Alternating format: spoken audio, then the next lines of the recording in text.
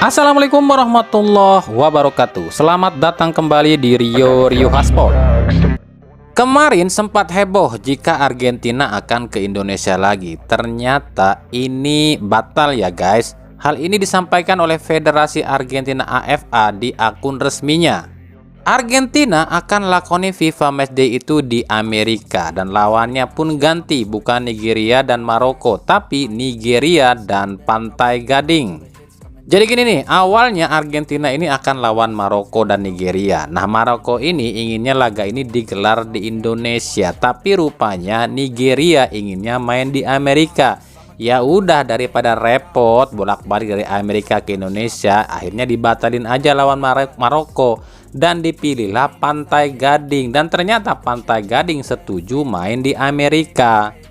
Tapi ada isu lain nih. Isu lain itu adalah katanya ada permintaan dari Lionel Messi agar FIFA Matchday ini nggak digelar di Indonesia, sebab katanya nih ya, Messi ini tuh inginnya cuma laga ini tuh digelarnya di Amerika aja, sebab Messi mainnya di Liga Amerika. Kalau beneran ini permintaan Messi, berarti udah beberapa kali nih Messi ini mengecewakan para pendukung atau penonton ya.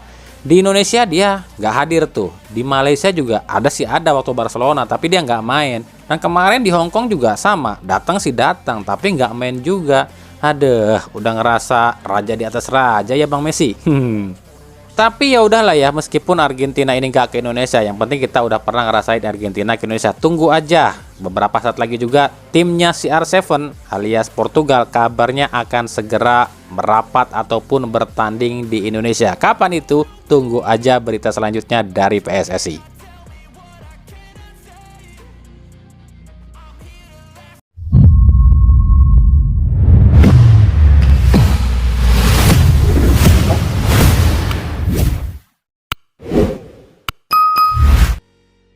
Oke, buat kalian yang penasaran, sebenarnya kalau nanti di Liga 1 ini udah pakai VAR, apa aja sih yang bisa dilihat oleh wasit di VAR? Apakah semua yang terjadi di lapangan itu harus dilihat di VAR? Ternyata ya nggak semuanya harus dilihat di VAR ya. Disampaikan oleh Waketum PSSI Ratu Tisa, ternyata cuma 4 hal aja yang bisa membuat wasit ini mengecek VAR. Apa aja itu ya?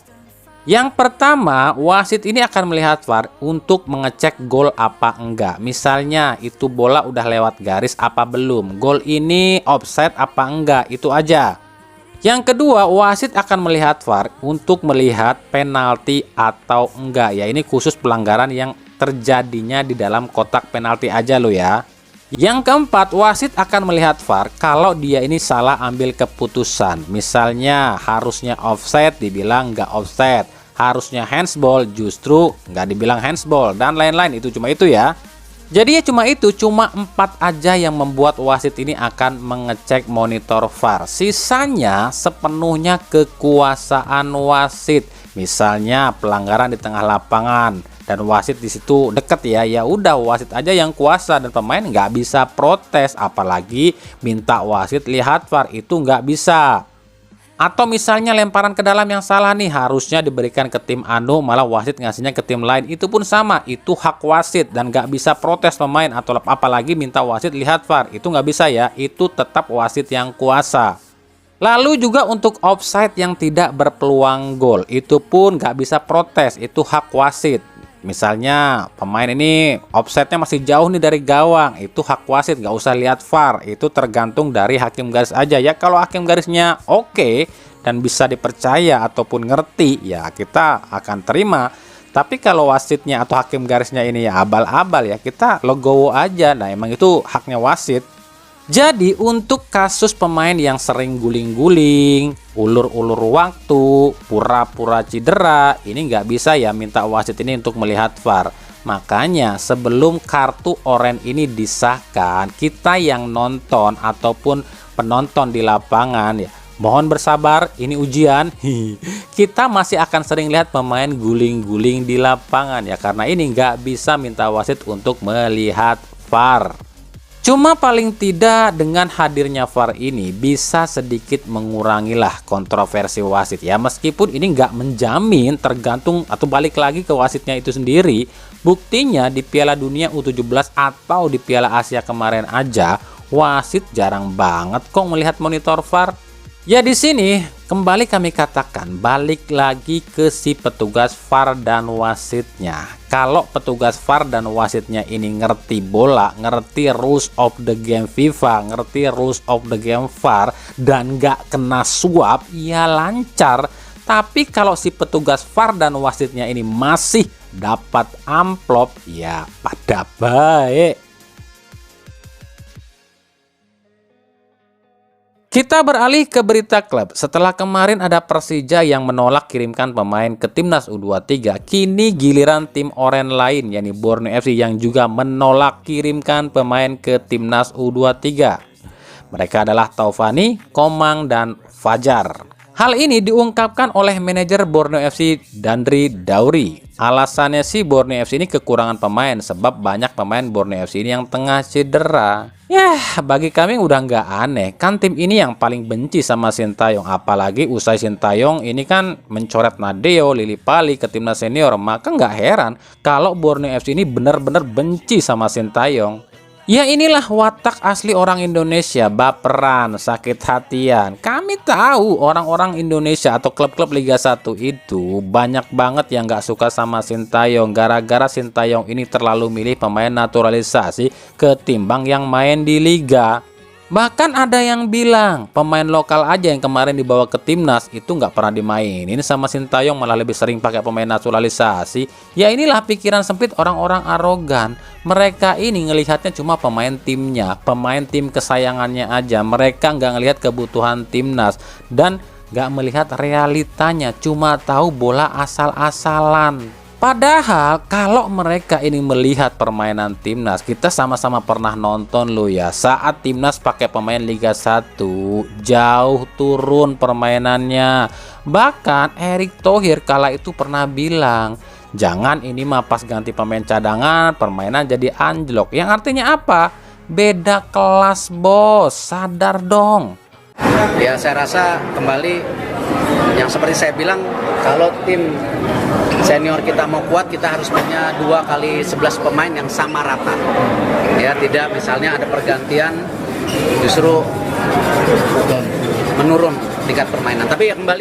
Makanya klub-klub Liga 1 itu senang banget kalau misalnya Sintayong ini dicopot, sebab mereka akan bisa nitipin pemain lagi ke timnas kayak yang udah-udah. Tapi ya gitu, hasilnya pun ya kayak udah-udah. Ya inilah realita miris mental bangsa kita. Biar jeblok asal kesohor, biar timnasnya jeblok tapi mereka kesohor pemainnya pernah tampil di timnas gitu kan. Pikiran yang rendah. Makanya kami pernah bilang, berat banget buat Erick Thohir ini narik gerbong PSSI sendirian, yang isinya esko PSSI nggak sejalan dengan dia. Eto mau bikin aturan pelatih dan klub itu harus setuju lepas pemain ke timnas di ajang apapun. Tapi Eto nggak didukung sama eskonya. Ya susah. Mau sampai kapan ya sepak bola kita kayak gini terus, dipenuhi orang-orang bola, tapi yang justru ngebikin sepak bolanya ini sulit berkembang.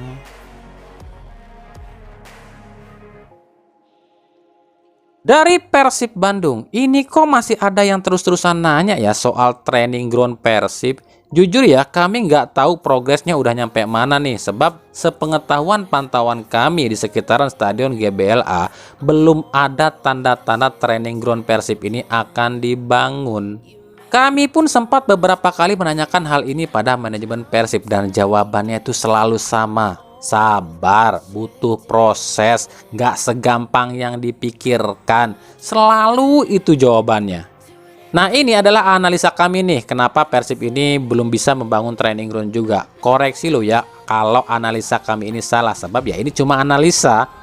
Faktor yang pertama adalah finansial. Kita tahu klub Liga 1 ini lagi goyah finansialnya sebab adanya larangan supporter away dan pembatasan jumlah penonton di stadion yang membuat pemasukan klub ini turun drastis. Terbukti sejumlah klub pun sampai nunggak gaji. Apalagi finansial klub ini keganggu usai Covid dan larinya sejumlah sponsor bernilai tinggi. Faktor yang kedua adalah legalitas GBLA. Saat ini Persib itu udah memenangkan lelang pengelolaan Stadion GBLA selama 30 tahun. Tapi catat, hak pengelolaan ini tuh baru berlaku musim depan, bukan musim ini. Nah, ini artikelnya, silahkan baca sendiri. Di sini Persib ini musim ini ya masih menyewa Stadion GBLA dan musim depan baru dapat mengelola Stadion GBLA selama 30 tahun. Jadi selama Persib masih nyewa stadion ini, artinya Persib belum boleh ngapa-ngapain dulu stadion ini dan sekitarnya. Jadi kalau pendapat kami, kemungkinan musim depan atau pertengahan tahun ini baru mungkin ada pergerakan untuk membangun training ground ya, karena kan musim ini masih nyewa tuh. Kalau musim depan udah hak dari milik Persib tuh pengelolaannya. Itu prediksi kami lo ya. Faktor yang ketiga adalah posisi training ground. Kita ambil contoh aja Bali United ya. Stadion Iwayan Dipta itu berada di Gianyar, yakni di Kecamatan Belah Batu. Sementara training groundnya di Kecamatan Sukawati, alias beda kecamatan, yang jaraknya itu sekitar 21 menit dari stadion. Artinya apa? Bali United pun kemungkinan akan sulit membangun training ground di sekitaran Stadion Iwayan Dipta, sebab Stadion Iwayan Dipta ini masih milik Pemda.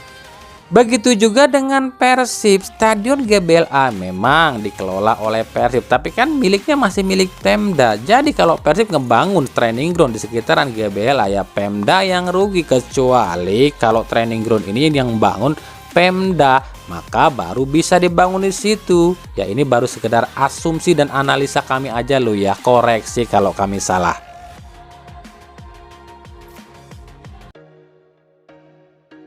Dari Madura United, berbeda dengan Persija dan Borneo FC, pelatih Madura United Maurizio Sousa justru mempersilahkan PSSI jika ingin ambil pemain mudanya untuk timnas. Saat ini di skuad Madura United ada beberapa pemain muda seperti Anwar Rifai, bek tengah ya, ada Kartika Vedayanto, bek kanan, ada Febri Ramzi, gelandang, dan Salim Tuharia, winger, dan juga Yuda Pratama, striker.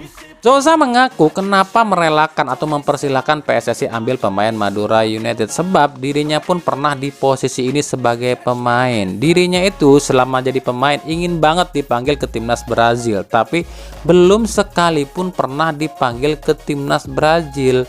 Padahal menurut Sousa, sebuah kebanggaan jika seorang pemain bisa memakai jersey tim nasionalnya. Dan Sousa nggak mau mengubur mimpi pemainnya yang ingin merasakan memakai jersey timnas Indonesia.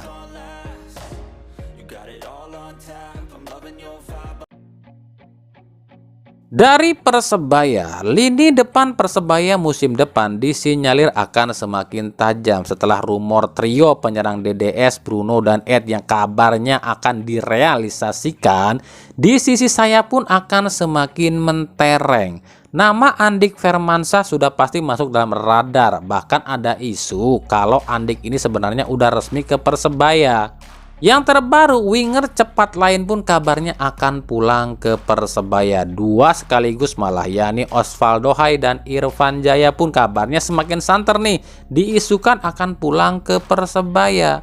Adanya Paul Munster disinyalir membuat para pemain ini akan setuju gabung Persebaya musim depan.